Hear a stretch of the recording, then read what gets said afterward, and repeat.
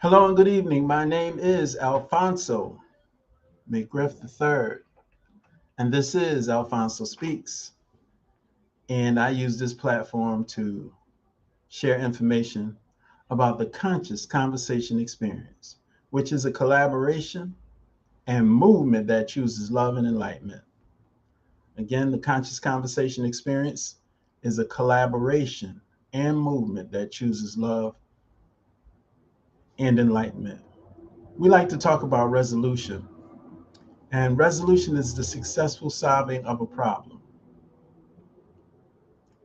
I'm here to help myself and people around the world transform conflict into conscious conversation that leads to understanding, resolution, and enlightenment. What is a conscious conversation? A conscious conversation is a verbal interaction where we speak with the desire to understand. We ask questions and share information. We take responsibility for our thoughts, words, and actions and control our prejudices and emotions, which, if left unchecked, will disrupt the goal of having a conscious conversation. The strength of a conscious conversation is its ability to inspire rather than manipulate. Ultimately, the conscious conversation experience is a pathway to understanding, resolution, and enlightenment. I always say I have to give everyone a warning because I found out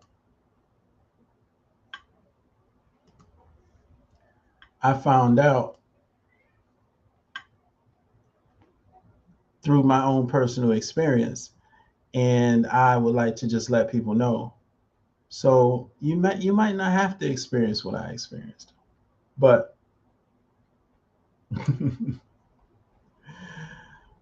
I've learned that developing myself can lead to unnecessary challenges with insecure people who are intimidated by those who have a sense of self.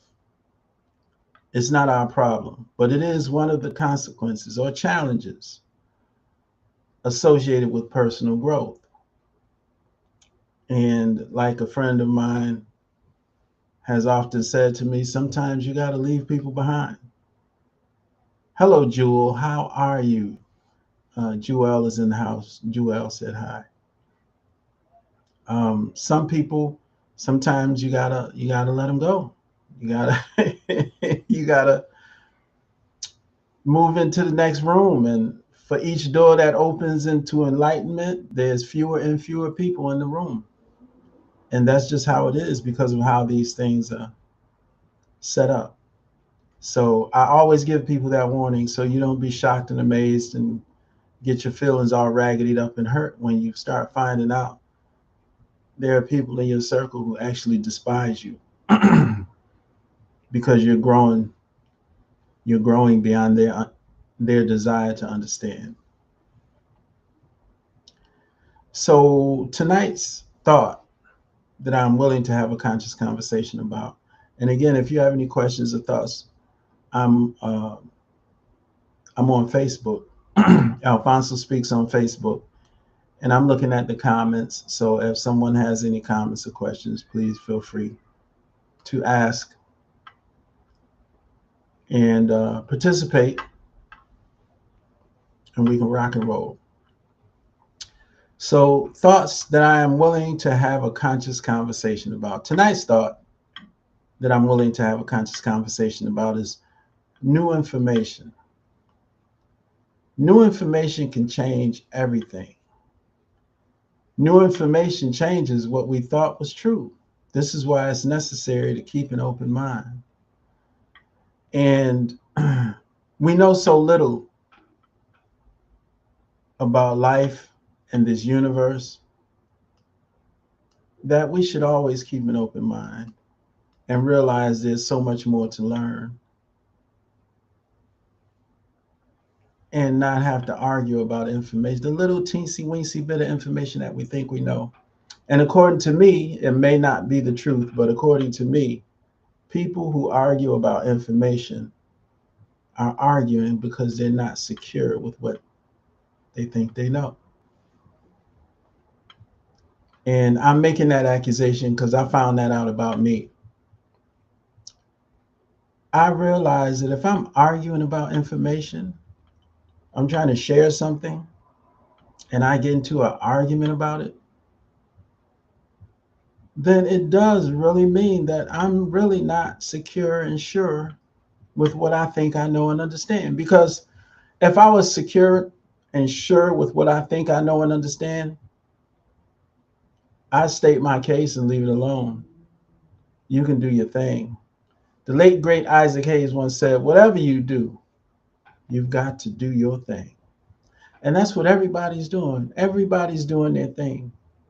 And we just happen to live in a society where everybody wants to tell everybody else what to do.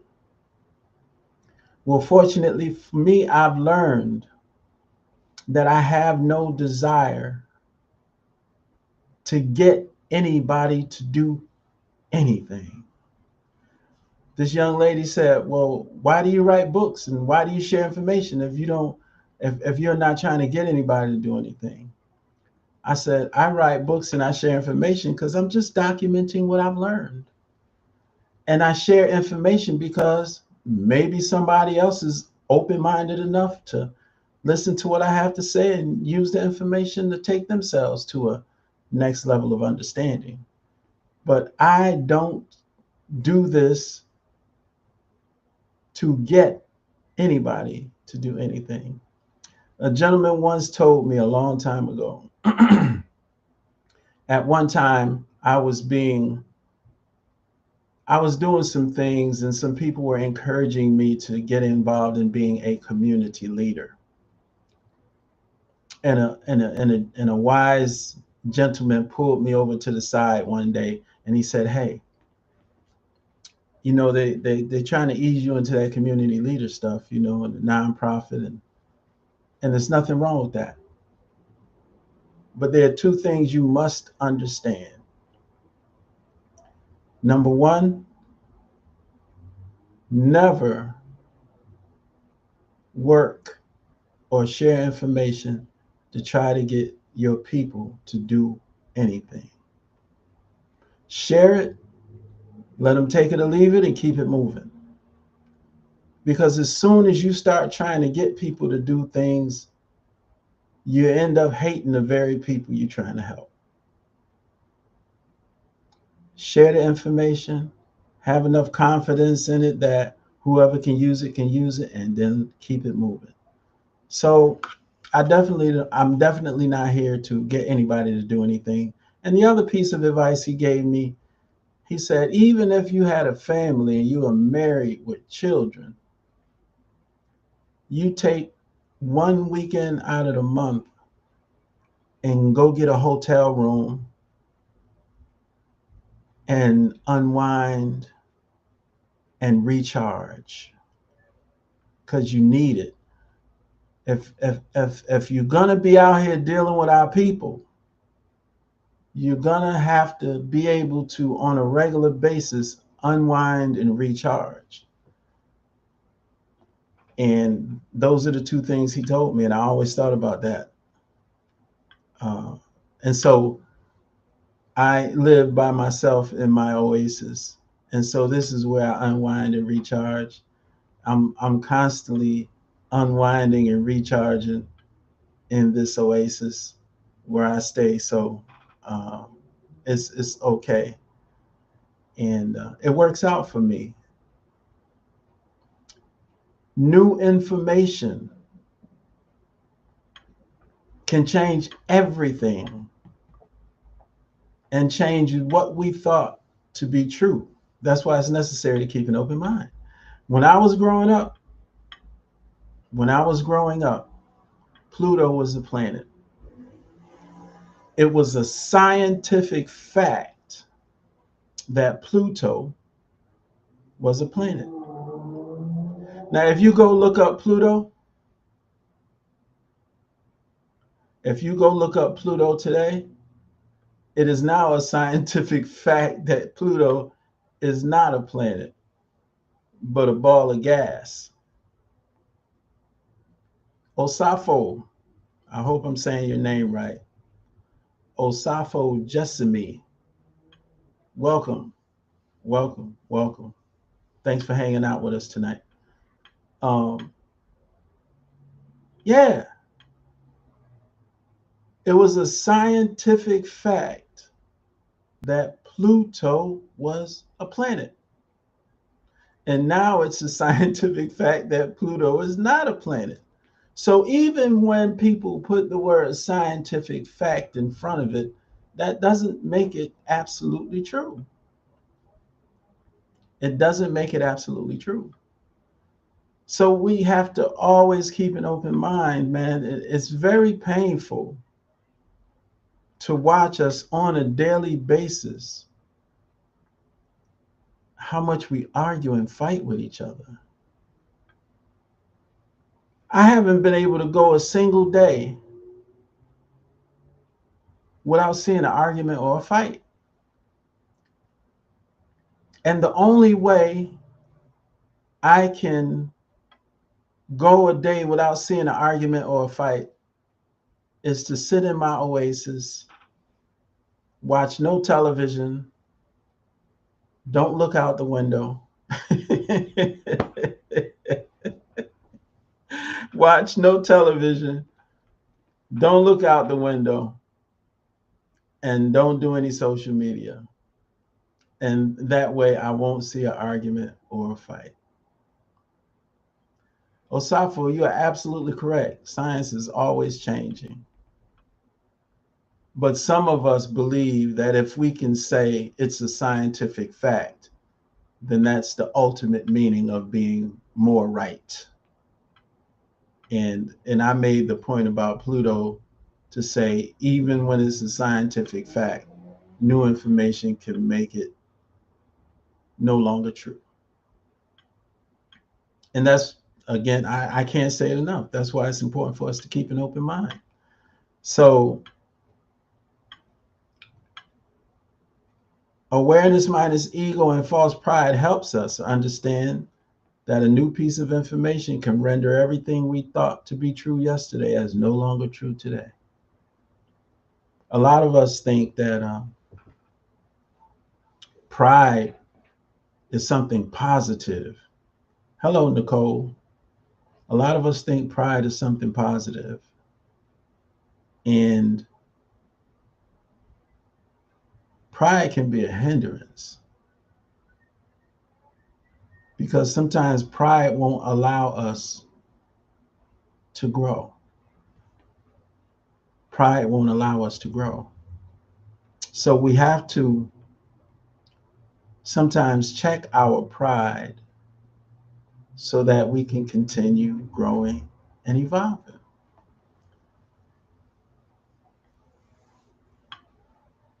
I remember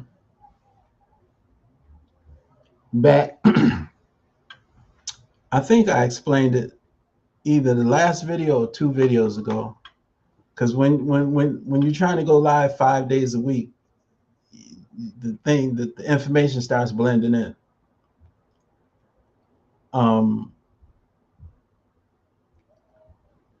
But I was talking about my angry stage when back in the late 90s, early 2000s, when I went through this extremely angry stage. And, you know, my pride and my ego wasn't having it. Because I felt like if you said something that didn't make sense to me, then I'm supposed to totally verbally smash you, destroy you, so that you'll never say it again. And it was all pride and ego. I didn't even give myself a chance to learn from other people.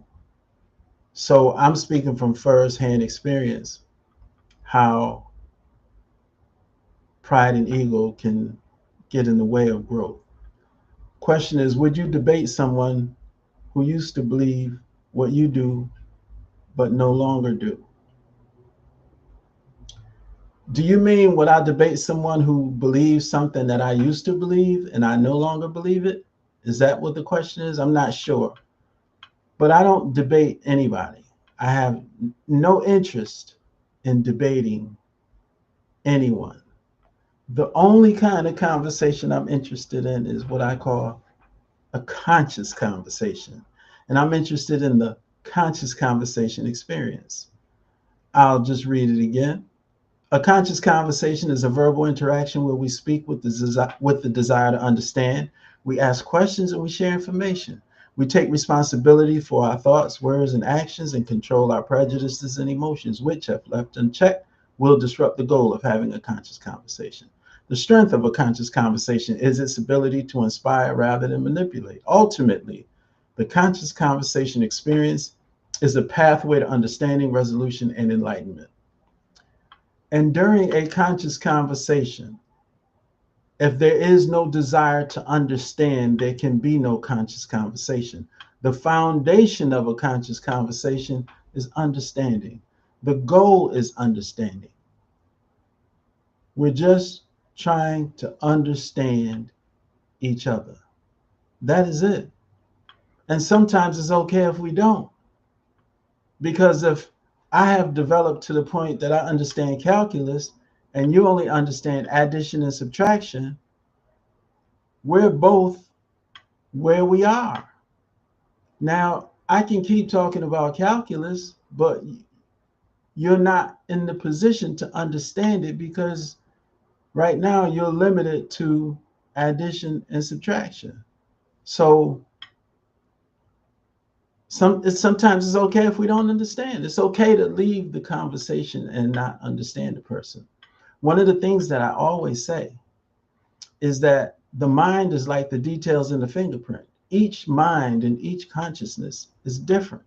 And if we were operating with a true understanding of human behavior, then anybody we enter into a conversation with, we would understand that it's highly likely that they will see things differently than we do.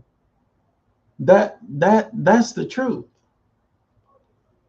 Any person we enter into a conversation with, we should expect that they're going to see things differently than we do because we're all different. Our mindset is different. Our consciousness is different. So,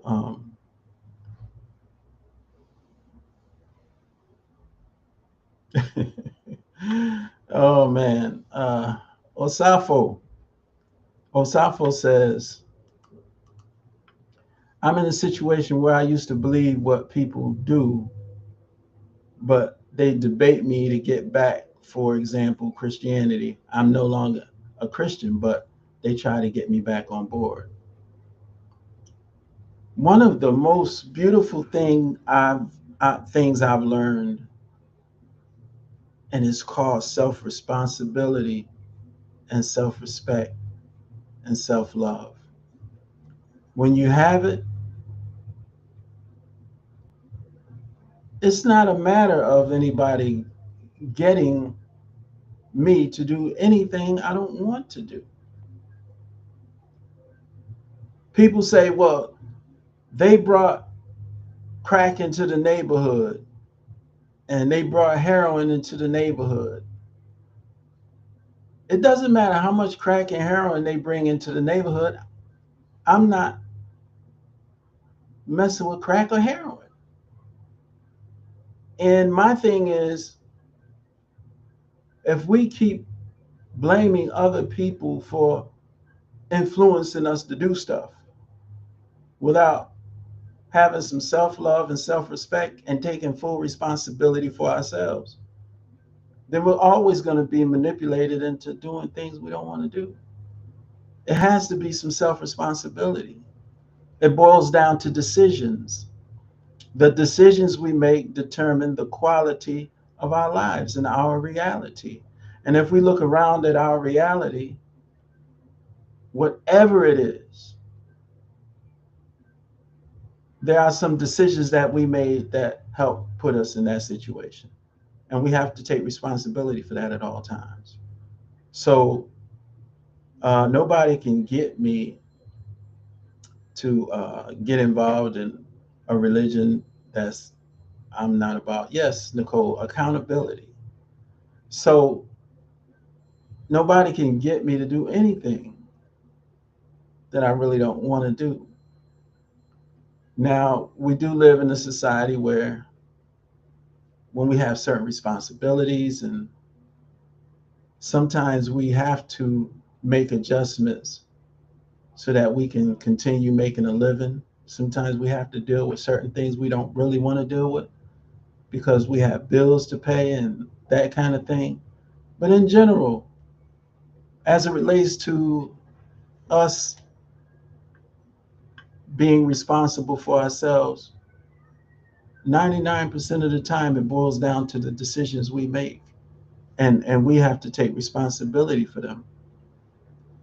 Now, I used to be heavily into Christianity, and then I was going to the Kingdom Hall for a while, and then I was going to the mosque for a while, and I think all of them are beautiful. I don't have a problem with any of them. They're just not for me. I'm not a religious person at all. People always ask me, what are your religious beliefs? And I tell people I'm not a religious person unless you're referencing my daily way of living and identifying that as my religion. Or sometimes I'll let people know that my religion is life affirming behavior. Life affirming behavior. And in short, well, I explain it in my book.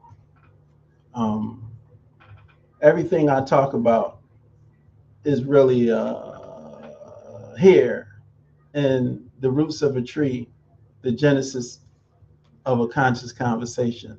So when I talk about life affirming behavior, all through this book, it talks about life affirming behavior. And in short, life affirming behavior is behavior that contributes to improving the quality of who I am and respect in life. You can't have no respect for life and be willing to take a life and then operate based on life affirming behavior. Life affirming behavior contributes to improving the quality of who I am. And so I'm constantly interested in engaging in behavior and learning and understanding that contributes to improving the quality of who I am. And sometimes I say, well, that's my religion. Well, why do you wear the ankh? For me, the ankh represents life affirming behavior. The ankh is life affirmation. And so that's why I wear the ankh. But I used to be angry with religion, Christianity in particular. And then I realized, again, we are all different. And there are different things that stimulate us and work for us. And we have to recognize and leave people alone in the space that they're in that is working for them. I have no criticism for any religions. I think as long as they're working for somebody and people believe that their religious beliefs are contributing to improving who they are, it's beautiful. It's beautiful. I don't have a problem with so-called prosperity preachers because the people sitting in there giving them the money don't have a problem with it. Why am I outside the building, outside the church, having problems with what people do in their house? If he's a or she is a prosperity preacher and they have a following that likes for them to look good and wear nice things and drive nice cars and live in a big home, and they support the prosperity of their preacher, what do I have to say about it? I don't have anything to say about it. It's beautiful. That works for them. And that's all that matters because I can't do what doesn't work for me. I'm going to do what works for me. The only challenge I have is if I say that's not for me, your belief system teaches you that you're supposed to just keep trying to recruit me in. And no, that's aggravating after a while. I would like for you to respect me the same way I respect you. Now, Osafo, you not participating in a conscious conversation. See, Osafo is over here. Is it okay to let people believe lies? It's okay to let people you know believe whatever they want to believe. If you have something you like to share with them, share it. If it doesn't make sense to them, leave them alone. Because the most interesting thing is, in this society, everybody wants to tell everybody else how to live. But nobody, and I mean nobody, they will not allow anybody to tell them how to live. So, no, Osafo, leave people alone. Let them do their thing. The same way you want to be able to do your thing and do what makes sense to you. This is what's identified as the conscious conversation experience. Because we don't have to be anti anybody's belief system or their thoughts or their way of life. All we have to do is, this is a different version of it, but I'm going to say all we have to do is believe in pro choice. Pro choice meaning I have the choice to decide how I choose to live my life. And as long as it's not hurting, as long as your way of living is not threatening me in my life and how I choose to live, by all means, do your thing. So I don't have any criticisms for the church.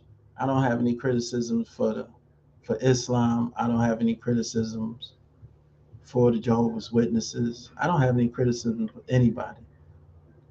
What I have is an understanding that we're all different, and different things are going to resonate with us different ways. The beautiful thing is we have the opportunity to make choices, and we can always contribute and continue to improve on the quality of who we are and improve on the quality of the choices we make. So that's what it's all about. So my man, Osafo, we're gonna keep that conscious conversation experience going.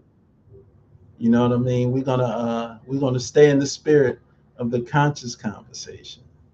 We're not gonna call other people's belief systems lies and all of that kind of stuff. We're gonna let them do their thing. And if you have something you want to share and they're willing to listen to it, by all means share it.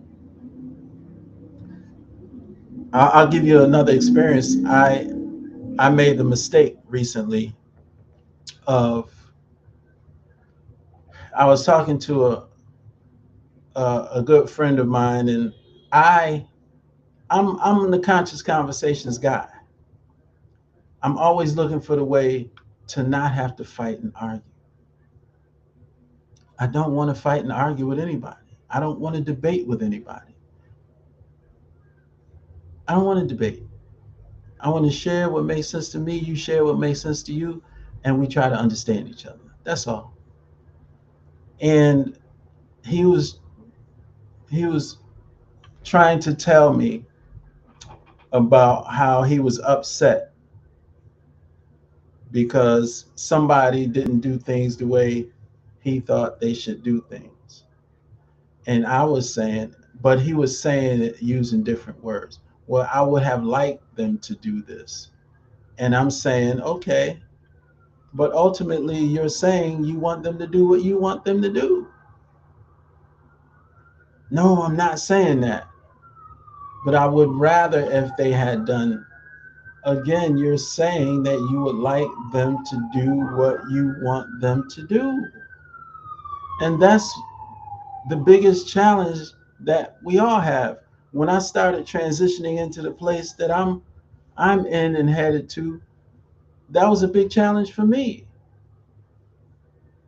Trying to get people to do what I want them to do. It's just like people in relationships. The biggest problem in relationships is both people are trying to get the other person to do what they want them to do, as opposed to making a decision. Is how they living something that I can deal with? And if I can deal with it, then I'm going to shut up and let them do their thing. But most of us don't have the courage to shut up or make a move. We just want to keep hanging around, being miserable, saying, well, all they have to do is this, and getting in the same argument every 3 days. Well, if you would just do this. No, as long as you leave it in the hands of somebody else, they're not going to just do what you want them to do because they're doing what they want to do. There's a universal understanding that says, he who is most comfortable is the least likely to change. And he who is doing the most complaining has to do the most changing. And if you constantly complaining about the person you hanging around with and trying to get them to be different, then you need to have the courage to make some changes. Or shut up and leave the person alone. Accept who they are and leave them alone. So, Nicole, that's right. Most people who are trying to control other people, I always say, if I have expectations of you and you don't meet them, I have to accept, okay, they didn't meet my expectations. It's okay. You know why I have to accept it? Because I'm having some challenges meeting all of my own expectations of me. If I'm not meeting all of my expectations of me, how can I hold somebody else who's struggling to meet all the expectations of their self to now meet all of my expectations of them? That's a circle of madness. And that's not sexy. And I'll be trying to be sexy. So, um, new information can change everything. And we have to keep our minds open. And awareness minus ego and false pride helps us to understand that a new piece of information can render everything we thought to be true yesterday as no longer true today. Now, another point that I like to make tonight before I leave is there's always ways in which we can make decisions that hurt ourselves. And so I question that. And when we make decisions that hurt ourselves, then our self-respect can be put in question. Or let me say this, when I make decisions that hurt me, my self-respect can be put into question. No matter how much I claim I respect myself. So many of us be talking about how much we respect ourselves, while our actions totally demonstrate that we don't have any self-respect. So tonight's question is, do I refuse to accept and deal with reality that I don't like? Do I refuse to accept and deal with reality that I don't like in a productive and constructive way? If there's a reality that I don't like, how do I handle it? How do I handle it? And according to me, this is not necessarily the truth, but according to me,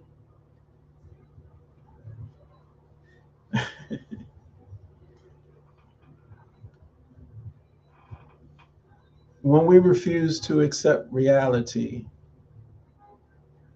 then it's a guarantee our life just going to be difficult and miserable. And you don't have to like the reality to accept it. The reason why accepting reality is so important is because then we can make a plan on how to deal with that reality and keep it moving.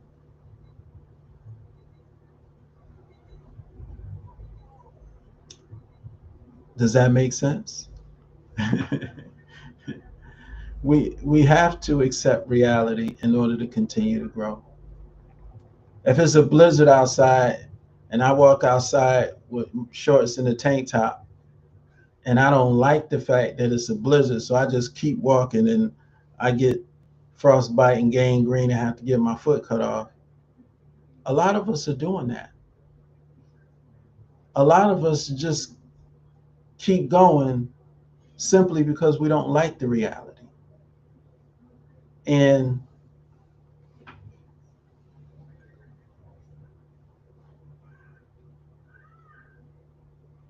Jay, Jay Jackson. So does that line up with not giving one iota what people think? That is another guaranteed way of having a miserable life when you're constantly worried about what other people think. You cannot have a wonderful, peaceful life if you live worried about what other people think. It's a great question, Jay. It's impossible. If you live worried about what other people think, it's a guaranteed miserable life. Guaranteed miserable life.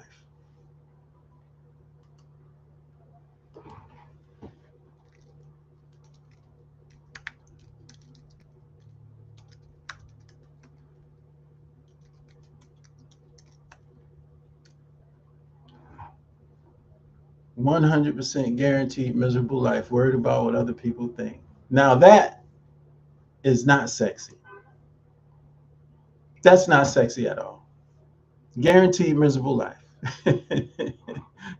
Refusing to accept reality, guaranteed miserable life. Guaranteed miserable life. Osafo, that's what I was going into earlier. People believe different things. So whose reality is right? I go with mine. Well, see, that's not what I'm talking about right now. I'm just saying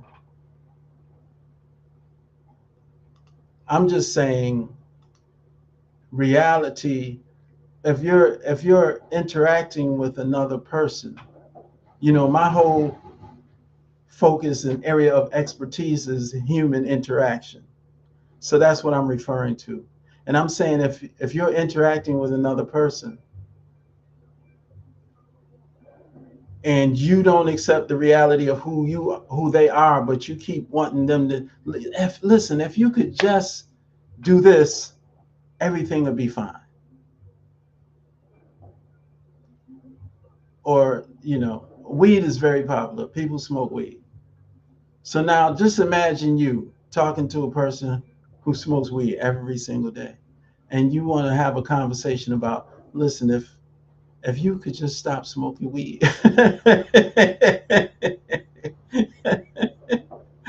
That conversation is not going to be sexy. You know, it's just not. Now, either you're going to accept the fact that that's what that person does and continue on rocking with them and be quiet about that, or make a decision to make a move. Listen, I can't, I'm not with the weed smoking every day. I got to do something different. It's been real. I'll see you later. So make a move. You got to make a decision and make a move. You're going to accept it or make a move.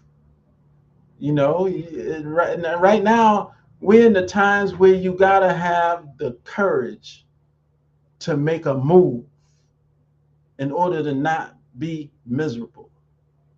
Because you can't run around here expecting people to change for your comfort. I can't expect people to change for my comfort. If I recognize that it's just something that I'm not with,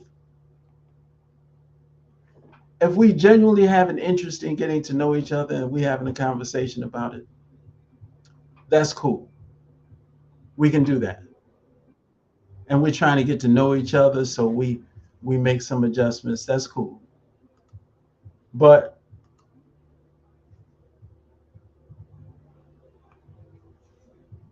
one second. Sorry. Yeah, so if we're trying to get to know each other, and sometimes we're willing to make certain adjustments because we like each other and we want to be around each other. So I might be able to make this adjustment. You know, maybe we need two TVs because maybe we can't watch television together because the things I like are just so different from what you like. But the compromise is we just get two TVs, and you watch what you want in this room and I watch what I want in the other room. And then if we do come across something we both can work with, that's fine. So we make adjustments with people we're interested in being around, but we can't make false adjustments, meaning we claim we're making an adjustment, but we're really uncomfortable with it and becoming miserable by the day. No, now you got to have the courage to make a move. You're going to keep hearing me say you got to have the courage to make a move. But the alternative is to be miserable. Remember, those of us who engage in the conscious conversation experience, our objective is to remain sexy.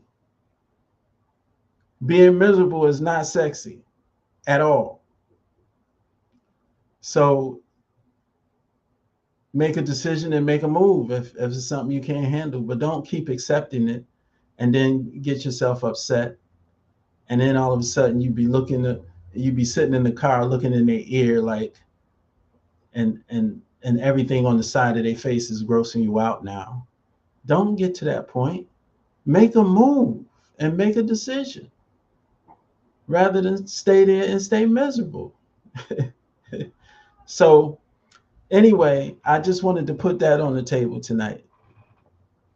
And I want to thank you for tuning in. My goal and objective, I started doing this 4-hour evening shift from 4 to 8, so I had to push the time back to 9 p.m.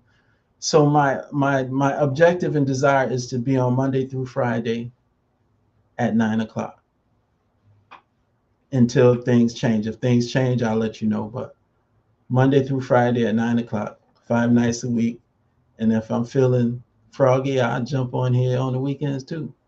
But my goal is to share the information and ultimately stand before hundreds and thousands of people, helping them understand how to have a conscious conversation. Ultimately, standing in front of students in high school, students in college, standing in front of professionals in conferences, and even in the prisons and the youth offenders. I want to talk to everybody about it because I think it can help. And so this is just the beginning. This is just the beginning. This is just the very beginning. Right now, just to point at the beginning, to give you some context, I have 904 followers, but my goal is to have 78,300 followers. I'm working on getting 78,300 followers, so I'm way short right now. And like I said, I'm also interested in being able to share this information in my book, The Roots of a Tree, The Genesis of a Conscious Conversation. I'm interested in sharing it with the world. So you could be doing anything right now in this very moment, and you chose to give me some time in your life. I do not take it for granted. I love you all, and I always will, and I will never give up on our people, and you will never hear me looking down, see me looking down on our people or talking in a disgusted way about our people. I know we have a long ways to go, and I know we have a lot of work to do on ourselves. And I know sometimes we frustrate each other, but we have to be patient because there's a lot of work that needs to be done. And like I said the other night, a person who has abused alcohol stands before the people and they say, I'm an alcoholic. And that is the beginning of the healing. The person who is a drug addict stands before and says, I am a drug addict. You have to acknowledge the problem to begin the process. Sex addict I am a sex addict. A food addict, I am a food addict. What they do is first acknowledge the problem. We have not started the healing process. This is according to me. This is not necessarily true, but this is according to me. We have yet to begin the healing process because we have not stood in the mirror and said, I am out of my natural mind and I'm functioning with a consciousness that was created over a 300 plus year period. And it is not mine. This is why I speak English. This is why I believe in Santa Claus. This is why I celebrate Easter. This is why I was running around with red, white, and blue on the 4th of July. This is why I do these things.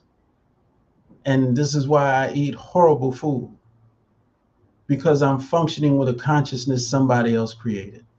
And until we acknowledge that we are out of our natural minds and acknowledge the problem, we won't be able to begin the healing process. That's just my perspective, and that's how I'm looking at it. We've been deceived and distracted because we believe that because we can have a fancy car like them, and we can have a white picket fence and 2.5 kids and a dog and a pension plan and a retirement plan, and we can do like them and go on vacation, we think we're okay. But we're not. That's why each generation keeps getting worse. The reason why each generation continues to get worse is because we have not acknowledged the problem. We are out of our natural minds, and we need to begin the healing process by acknowledging that, because our mind and our consciousness was created by somebody else. People say, well, you Black Americans are always complaining about somebody holding you down and somebody doing you wrong and all of this kind of stuff. Look at the Latino community. Look at the Asian community. Look at the Jewish community. They all went through oppression and enslavement and all of that stuff. Look at them. They not. And one of the things that I always say is,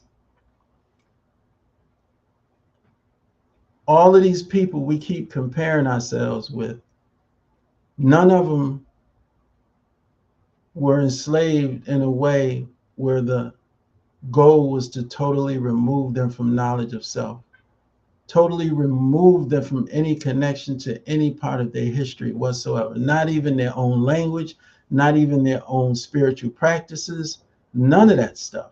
None of those people that people try to compare us to and say, look at y'all still didn't, none of them went through 300 years of unedited, uninterrupted conditioning.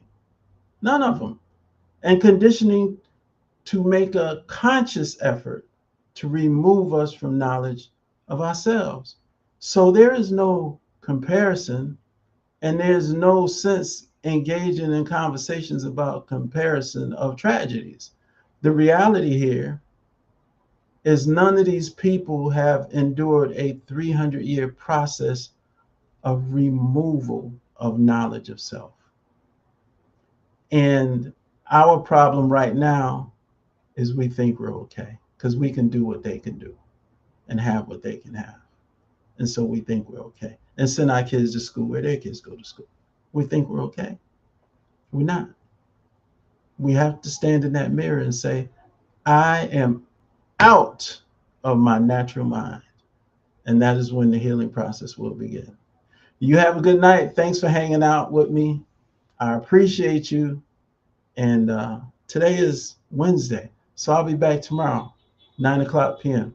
Peace.